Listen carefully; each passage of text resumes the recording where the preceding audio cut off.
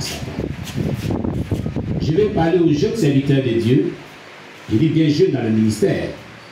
Ceux qui viennent vraiment d'être appelés, il y a de cela 1 an, 2 ans, 3 ans de ministère, 3 ans d'appel, bien 6 mois d'appel, bien 1 an et demi d'appel. Ceux qui viennent de commencer, qui ont répondu à l'appel, à la vocation nouvellement.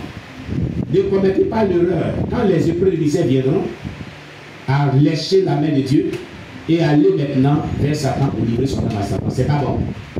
Quand tu livres ton âme à Satan, tu livres ton âme pour l'enfer. Et c'est dangereux.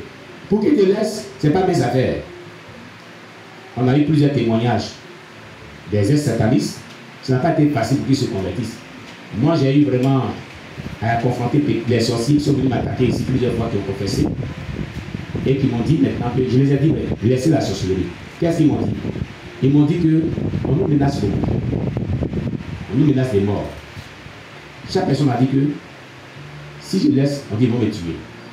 J'ai tout fait pour les ôter, pour dire, tu vois des gens que tu veux m'attaquer puis qui n'arrivent pas là. Dieu va te protéger comme ça. Et puis là, ça c'est difficile. Et ils n'ont pas laissé la sorcellerie. Vous avez vu? Donc ce n'est pas facile de quitter le diable pour certains.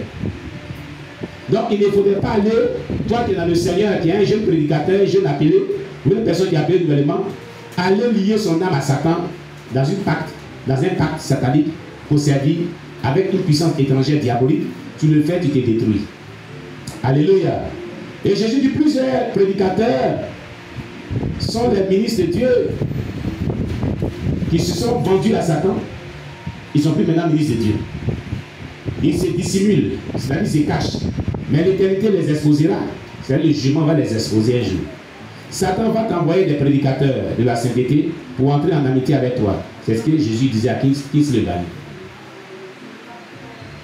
Il y a des prédicateurs de sainteté. Il y en a qui disent qu'ils sont dans le dépouillement, mais qui sont les envoyés du diable. Ils vont prêcher le dépouillement, hein, mais ils sont les envoyés du diable. C'est ce que Jésus dit à Kingsley Bani ici. Que Satan va t'envoyer des prédicateurs de sainteté. Mais si Satan envoie un serviteur de Dieu qui n'est pas de Dieu, c'est pas ça. C'est parce qu'il est du diable que Satan l'envoie. Donc la sainteté, le dépouillement qu'on prêche là, il y a des prédicateurs qui sont envoyés, il y a des soi-disant hommes de Dieu qui sont envoyés par le diable dedans. Il faut avoir le discernement du Saint-Esprit. Ce n'est pas tous ceux qui prêchent la sainteté dedans dehors qui sont de Dieu. Il y en a qui sont envoyés par le diable. C'est ce que je veux dire. Attention. C'est pourquoi le don du discernement des esprits est très important dans la marche chrétienne. Regardez dans la Bible. Dans Actes des Apôtres, chapitre 16, verset 16. Cette divineresse, elle a dit à l'apôtre Paul et puis Jean que ces hommes-là sont des hommes de Dieu. Ils vous annoncent la voie du salut. Mais est-ce que ce n'était pas vrai ce qu'il disait? Ce n'était pas vrai. Mais quand Paul étant fatigué à regarder, il a discerné l'esprit de la mère qui était l'esprit de Python. Il a dit, toi, esprit de Python, sors d'elle. L'esprit est sorti d'elle. Et après, ils ont les a mis en prison. Paul et Barnabas. Alléluia. Ce n'était pas Jean le Paul, c'était Paul et Barnabas. Amen. Donc, quelqu'un peut dire la vérité, peut prêcher la vérité, mais peut ne pas être du Dieu. Il ne peut ne pas être de Dieu. Il peut être du diable. Il peut être envoyé par le diable. Attention. Ce n'est pas parce que quelqu'un dit la vérité qu'il est un envoyé de Dieu. Il faut savoir, le don de discernement de l'esprit, c'est qui est bon. Il donne la source de provenance de la manifestation afin de laquelle on se trouve. C'est la source de provenance qui est importante. Ce n'est pas le résultat là qui est important. La personne provient du diable ou de Dieu. C'est ça qui est important. Sinon, le diable, il dit la vérité aussi. Les marabouts disent la vérité dans les révélations des consultations. Mais ils sont marabouts, ils sont pour Satan. Leur source, là, c'est le diable. Alléluia. Il y a des faux serviteurs de Dieu qui sont des mandataires de Satan, mais qui disent la vérité aussi. Mais ils proviennent du diable. Donc, ce n'est pas la vérité qui est prêchée, qui est dite, qui est importante. Mais il faut savoir par le Saint-Esprit, par le don du discernement d'esprit, cette personne-là, elle est de Dieu ou elle est du diable. C'est ça qui est la vérité. Alléluia. Dieu veut que les gens prêchent la vérité, mais qu'ils soient vraiment de Dieu et non du diable. Ils soient ses envoyés. C'est pourquoi Dieu dit à Kingsley Bani ceci. Il dit, Satan va t'envoyer des prédicateurs de la sainteté pour entrer en amitié avec toi, mais n'accepte aucune proposition d'amitié venant d'aucun prédicateur. Leur mission est de te faire chuter. Humilie-toi toujours à mon fils, le pasteur Ijike Sandé, le ministère évangéliste et pentecôtiste du Saint-Esprit. Oligos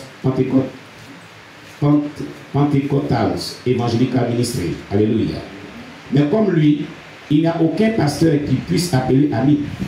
Alors Dieu lui dit, il y a un seul pasteur que Dieu a révélé qui est de Dieu, qui prêche la sainteté, et dit, il n'a pas souligné d'être toujours avec lui. Ce qui veut dire qu'un homme de Dieu doit savoir avec qui il marche. Alléluia. Avec qui il collabore. Il faut que ce soit des personnes que le Saint-Esprit t'a vraiment révélé, t'a vraiment dit vraiment de collaborer avec eux. Parce que le domaine des pasteurs aujourd'hui est infiltré par le diable, par des faux serviteurs de Dieu. On doit faire beaucoup attention. Alléluia. Nous devons faire beaucoup attention. Il s'est séparé des pasteurs. Voilà, il a dit faire comme lui. Il n'a aucun pasteur qui puisse appeler ami. C'est-à-dire ce pasteur Ejike Tsangela. Alléluia. Et s'est concentré sur son ministère. Et c'est ce que je veux que tu fasses. Un homme de Dieu, si tu es appelé, concentre-toi sur ton ministère. Concentre-toi sur ton appel. Écoutez, il y a une chose. Voici mon épouse. Au départ, j'étais éparpillé partout. J'ai des amis jusqu'à près du contraire. Et on se visitait, on m'invitait partout, je prêchais partout. Des croisades d'évangélisation, des conventions, des prêches même dans les dimanches, dans les églises, tout ça. J'étais obligé de faire 2 cultes. Je prêche le premier ici, parce que je connais leur prédication comme mon fils durait. Je partais prêcher, puis après il venait prêcher, il venait terminer culte ici, tout ça. Un jour, le Seigneur m'a dit, concentre-toi sur ton ministère. Tu es trop éparpillé. Que je ne veux plus te voir dans toutes ces choses. Concentre-toi sur ton ministère. Et parmi tous ceux que tu vis, tu vois là, il y a des sorciers qui t'attaquent. Et un jour, je faisais un son, j'ai vu un parmi eux qui m'avait mis derrière les barreaux. Il m'a mis en prison derrière les barreaux. Je te dis ça, chérie. Tu le connais bien. Un pasteur, un ami pasteur, il m'a pris, il m'a enfermé en prison. Et il y avait des grilles. À ce qu'on souffrait alors. Et puis j'étais étonné. Je le mettais ma vie, je ne pouvais pas penser. Il était derrière les bandits. Mais pasteur, qu'est-ce que tu fais? C'est ce qu'il était dans la Bible, il fait comme ça. Et puis il n'est pas sorti. Et puis dans le son, il dit, mais pasteur, qu'est-ce que tu fais là? Pourquoi tu me mets ici? Et je me suis réveillé en souci. Ma femme dormait profondément. Ce jour-là, on était dans la cabane là. Ici, assis, comme ça. Donc c'est comme ça. Et Dieu me dit, il est sorcier. Tu le vois comme ça, il est un grand sorcier. Toutes ces invitations, il faut arrêter maintenant. Il ne va plus prêcher dans. Si tu invites, il ne va plus prêcher dans son église. Il ne faut plus collaborer avec lui. Il ne faut plus marcher avec lui. Concentre-toi sur ton ministère. Vous voyez, pasteur, papa, il y a sorcier parmi eux. Il y a agent du diable parmi eux. Ils attaquent leurs collègues. Chérie, je t'ai dit ça, non? Tu te souviens, tu le connais bien, non? Après ça, quand il a su que j'ai brisé tout ça, j'ai pris mon léger pour sortir de cette prison satanique là. Ah oui, j'ai envoyé des bombardiers, je ne me suis pas amusé. Il a dit, Seigneur, mon père spirituel m'avait dit, quand c'est comme ça, il faut envoyer les gens au cimetière. Il va aller au cimetière. Ils vont l'enterrer des jours. Dieu l'a frappé de malade. J'ai sélectionné les prières qu'il y avait là. Non, vieux. Prière qu'il y avait. J'aime qu'il y avait. Il est tombé malade. Et quand il me voyait maintenant, il dit, il dit, oui. Alléluia. Amitié. Il a commencé à me persécuter. Dans la Bible. Il a commencé à raconter des faussetés sur ma vie. Dans la Bible. Je n'ai rien dit. Mais un jour, Dieu l'a récupéré encore. Alléluia. C'est comme cela. Donc si quelqu'un qui se banni est en train d'expérimenter le Saint-Esprit avec Jésus-Christ dans son expérience d'extase, pour dire qu'un homme de Dieu ne doit pas marcher avec tout le monde. Il doit faire attention, il doit savoir avec qui il collabore, avec qui il marche. Parce que parmi les clergés, des pasteurs, il y a des satanistes infiltrés. Il faut faire beaucoup attention. Une autre fois, il y a prophétesse et puis il y a prophétesse. Faites attention à ceux qui disent qu'ils sont prophétesse aussi. Ah oui, faites attention. Il a fait un songe. Parce qu'il avait surpassé. Vous l'avez passé, c'est plus. Lui, il avait surpassé. Il a fait un songe ce jour-là, il n'est pas bien prié. Non, c'est l'année qui a précédé l'année surpassée. Voilà.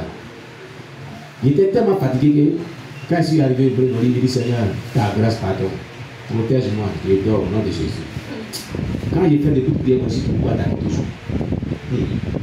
Et puis, c'est comme s'il partait dans le cours à Dieu. Jésus était seul. Et à ce moment, il n'y a pas de véhicule, donc le cas que j'ai apprêté là, arrivé devant, ils ont bloqué le corridor.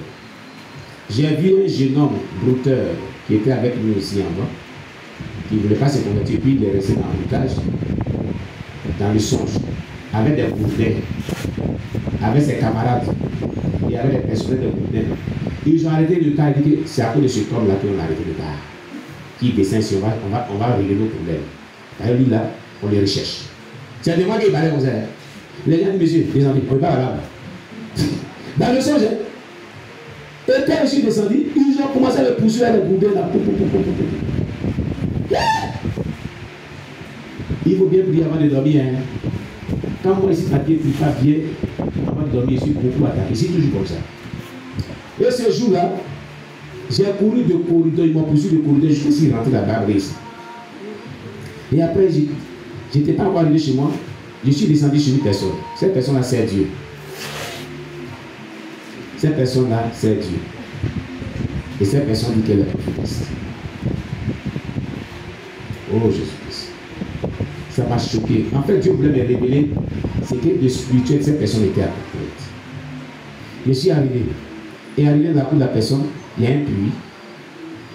Et puis, la personne plusieurs puits dans son puits. Il dit, vraiment, c'est le nom de Dieu. Aide-moi. Il y a les gens là qui sont en train de me bouger, je vais le faire tout là. Elle dit, mais il faut rentrer dans la maison. Rien ce que je vais voir. Les enfants qui sont comme les Rachel, et puis sa grâce est Marie, les enfants de leur âge, les enfants les témoins, petits garçons comme petites filles. Ou les magasins de riz là, les salles de riz là. Quand on remplit le magasin, puis c'est rempli, puis on ne peut même pas pousser le portail, mais puis c'est rempli là. C'est comme ça. Et puis rentre dans la maison, j'ouvre la porte, les enfants là sont superposés comme ça. Dans la maison. Maison des servants de Dieu. Attachés. Je vais ouvrir, je vais faire comme ça. Il n'y a plus de place. Tout est rempli. Enfants, déjà. Et Dieu revient sur eux. Dieu dit, tu vois, voilà ses yeux. Voilà ce qu'elle fait. Je vais vous montrer ça que j'ai fait. Je t'ai montré ce soir. Ce n'est pas avec toutes ces personnes qui disent qu'ils servent Dieu qu'il faut marcher. Attention. Alléluia. Amen. Une personne qui dit qu'elle sert Dieu. Regardez. C'est la même chose. Au-delà des serviteurs de Dieu, toi chrétien, ne marche pas à n'importe qui. Connais-tu l'état d'âme de la personne avec qui tu marches? Son état d'âme spirituel. Demande son état d'âme spirituel. Alléluia. Demande ton état d'âme spirituel pour voir quel est son état d'âme spirituellement. Alléluia. Et c'est comme cela, gloire à Jésus-Christ, que vraiment les choses sont passées. Gloire à Jésus. Il s'est séparé des pasteurs et s'est concentré sur son ministère. Et c'est ce que je veux que tu fasses. Et là, toi, des gens, particulièrement des ministres de l'évangile, parce que plusieurs d'entre eux sont des caméléons ou des loups en peau de brebis. Je les ai fait, hein, ils ont fait à Augustine Siedosi. Voilà, ils veulent, voilà, pardonnez, Je les connais tous, pardon. Ils veulent te détruire comme ils ont fait à Augustine Siedosi. Sois sage, mon fils, et prends au sérieux les instructions si tu veux échapper au piège des ennemis. Amen. Chrétiens, partout, levons-nous pour courir partout quand les temps sont finis. Alléluia. Il est chargé. Ah, d'accord. Ok, vous laissez. Oui, lui, là, je ne vois pas son. Pour voir si tu peux trouver son truc. Amen. Chrétiens, partout, levons-nous pour parcourir partout quand les temps sont finis. Alléluia. Et appel à la vigilance. Fils, commence par organiser régulièrement des séances de délivrance dans ton église pour que tu puisses délivrer le bon nombre de gens des puissances du royaume des ténèbres et restaurer le feu spirituel de plusieurs. Que les évangélistes en tout lieu commencent à aller dans les écoles pour prier pour les élèves, les collégiens, les lycéens et les étudiants. Fils, dis à mon peuple que je n'ai pas dit que toutes les églises doivent fermer leurs portes et que la dispensation de l'église est révolue. Cet enseignement est erroné. Jusqu'à ce que les élus ne soient élevés de ce monde, enlevés de ce monde, l'église ne cessera pas d'exister. Tous ces gens qu'on a égarés avec l'enseignement selon lequel le temps de l'église est révolu et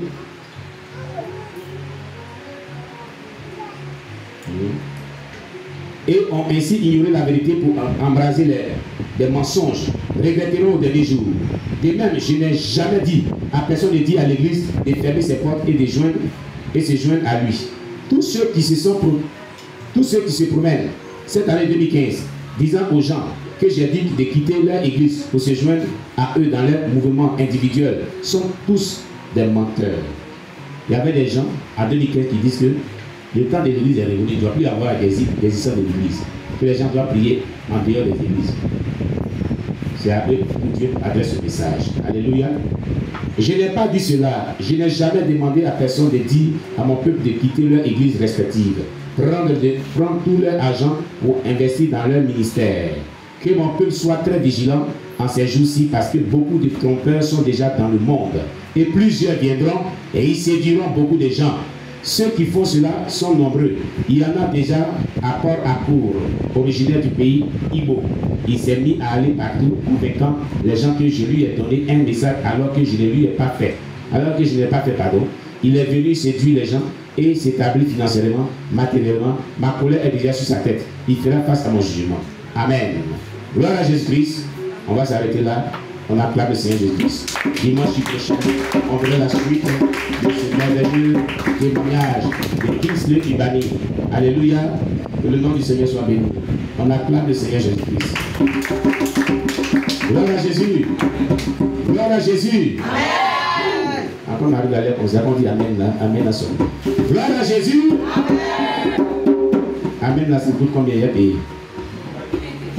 Gloire à Jésus. Amen. Il semble que c'est gratuit, c'est pas payé. On acclame Jésus-Christ. Alors, chers bien-aimés, qu'as-tu retenu dans ce culte? Qu'est-ce que Dieu t'a dit dans ce culte qui t'a beaucoup marqué, qui t'a beaucoup touché? Sur quoi Dieu a attiré ton attention? Qu'est-ce qui a marqué ton cœur?